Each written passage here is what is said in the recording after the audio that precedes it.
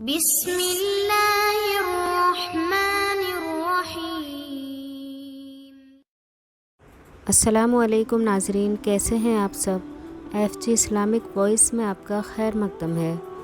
ناظرین، آج ہم فرعون کی بیوی حضرت آسیہ کے بارے میں بات کریں گے۔ حضرت آسیہ پر فرعون نے بہت زیادہ ظلم و تشدد کیے اور ان کو شہید کر دیا، اور اسی ویڈیو میں فرعون کی باندی حضرت مشاطہ کے بارے میں بھی بات کریں گے۔ فرعون کے محل میں مشاطہ نامی ایک عورت فرعون کی بیٹیوں کے بال سنوارا کرتی تھی۔ ایک مرتبہ وہ فرعون کی بیٹی کے بال سنوار رہی تھی، اسی دوران اس کے ہاتھ سے کنگھی نیچے گر گئی۔ جب وہ کنگھی اٹھانے لگی تو اس نے حضرت موسیٰ علیہ السلام کے پروردگار کا نام لیا۔ جب مشاطہ نے اللہ رب العزت کا نام لیا تو فرعون کی بیٹی سمجھ گئی کہ یہ تو میرے والد کو معبود نہیں مانتی بلکہ حضرت موسیٰ علیہ السلام کے اللہ پر ایمان رکھتی ہے۔ چنانچہ اس لڑکی نے مشاطہ سے پوچھا، کیا تم میرے والد کو خدا نہیں مانتی ہو؟ اس نے کہا، ہرگز نہیں، میرا خدا تو وہ ہے جو حضرت موسیٰ علیہ السلام کا پروردگار ہے۔ جب لڑکی نے مشاطہ کا دو ٹوک جواب سنا تو وہ بھاگ کر اپنے باپ کے پاس گئی اور کہنے لگی کہ آپ کے محل میں آپ کے زیر سایہ رہنے والی عورت آپ کو خدا نہیں مانتی۔ بیٹی کی باتیں سن کر فرعون غصے میں آ گیا۔ چنانچہ وہ کہنے لگا کہ اچھا، میں دربار میں جا کر اس عورت کو ایسی عبرتناک سزا دیتا ہوں کہ یا تو وہ موسیٰ علیہ السلام کے خدا کو خدا کہنے سے باز آ جائے گی یا پھر اپنے ہاتھ سے جان دھو بیٹھے گی۔ فرعون جب اپنے دربار میں پہنچا تو اس نے اس عورت کو اپنے پاس بلوایا اور کہا، تم موسیٰ علیہ السلام کے خدا کو خدا کہنا چھوڑ دو۔ وہ کہنے لگی، ہرگز نہیں۔ فرعون نے مشاطہ کو ڈرایا دھمکایا، مگر وہ کہنے لگی، اب تم جو کچھ کر سکتے ہو کر لو، میں پیچھے نہیں ہٹ سکتی۔ اس کا یہ دلیرانہ جواب سن کر فرعون نے انا کا مسئلہ بنا لیا۔ فرعون نے کہا، اس کو زمین پر لٹا دیا جائے۔ اسے زمین پر لٹا دیا گیا۔ اس کے دونوں ہاتھوں اور پاؤں میں کیلیں گاڑ دی گئیں تاکہ وہ حرکت نہ کر سکے۔ اسی دوران وزیر آیا اور اس نے فرعون سے کہا کہ اس کی ایک دودھ پیتی چھوٹی سی بچی بھی ہے، اگر اس کی بیٹی کو اس کے سامنے قتل کر دو تو یہ اپنی ممتا سے مجبور ہو کر آپ کی بات مان جائے گی۔ فرعون نے اس کی دودھ پیتی بچی کو گھر سے بلوایا اور اسے اس کے سینے پر لٹا دیا۔ وہ بچی ماں کے سینے سے لگ کر دودھ پینے لگ گئی۔ بچی ابھی دودھ پی ہی رہی تھی۔ فرعون نے کہا کہ میں تمہاری اس بچی کو تمہاری ہی سینے پر قتل کر دوں گا۔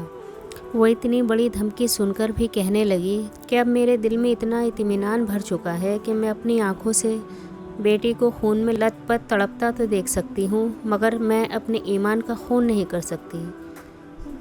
چنانچہ مشاطہ کے سینے پر ہی اس کے معصوم بچی کی گردن کاٹ دی گئی۔ جس ماں کے سینے پر بیٹی کا خون بہہ رہا ہو، اس ماں کے دل پر کیا گزرتی ہوگی۔ جب بیٹی ٹھنڈی ہو گئی تو فرعون نے کہا کہ اب ہم تمہیں قتل کر دیں گے۔ اس نے کہا، تم کو جو مرضی ہو کر لو، میں پیچھے نہیں ہٹ سکتی۔ بالآخر اس عورت کو بھی شہید کر دیا گیا۔ اس سارے واقعے کے بعد فرعون جب حضرت مشاطہ کو شہید کروا کر گھر پہنچا تو اپنی بیوی حضرت آسیہ سے کہنے لگا کہ آج یہ واقعہ پیش آیا ہے کہ میں نے ایک عورت کو عبرتناک سزا دی ہے۔ حضرت آسیہ نے یہ واقعہ سن کر فرعون کو نصیحت کی تو جواب میں فرعون نے کہا کہ میں نے اس کو اس لیے عبرتناک سزا دی کہ وہ مجھے خدا نہیں مانتی تھی۔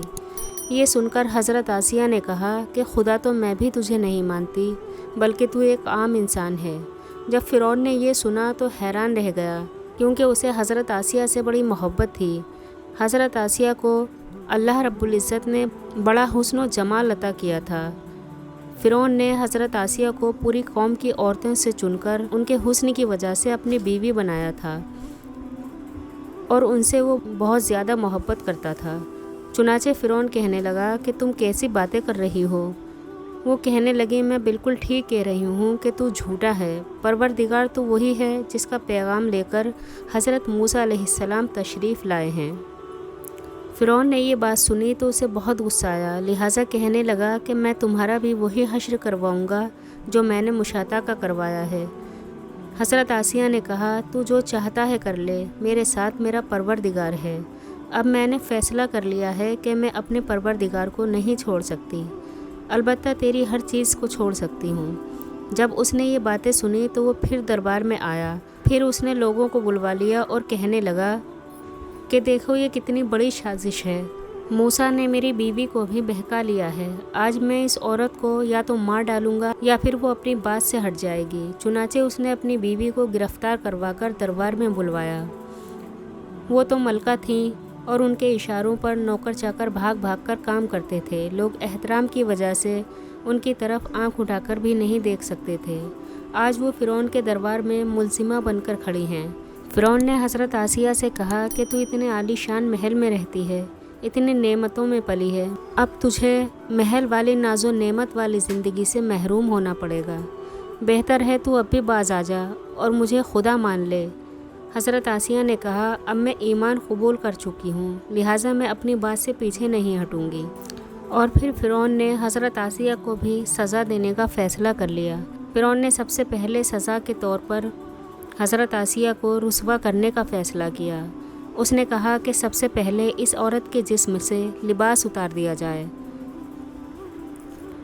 فرعون نے حضرت آسیہ کے جسم سے لباس اتروا دیا۔ کس قدر دردناک صورتحال ہوگی، ایک طرف ایمان ہے، دوسری طرف امتحان ہے۔ وہ ڈٹی رہیں۔ فرعون نے کہا، اچھا اگر اب بھی نہیں مانتی تو میں تجھے اور طرح کا عذاب دوں گا۔